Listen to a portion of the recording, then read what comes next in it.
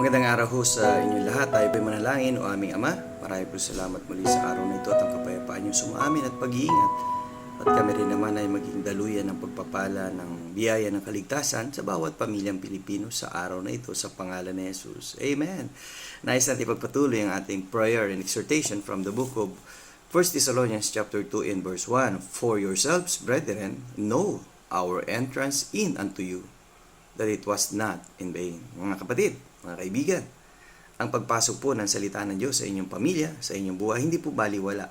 Hindi po ito walang kabuluhan, kundi ito po ay nagbibigay ng pag-asa, ng kapayapaan, ng gabay ng Diyos, araw-araw. Nawa, maging matatag po ang ating relasyon sa Diyos at ang ating relasyon sa isa't isa, at ibahagi rin naman natin si Jesucristo sa mga tao pang hindi nakakakilala sa Kanya bilang kanilang Panginoon at tagapagligtas. See you again tomorrow sa ating Strong Family Prayer and Exhortation.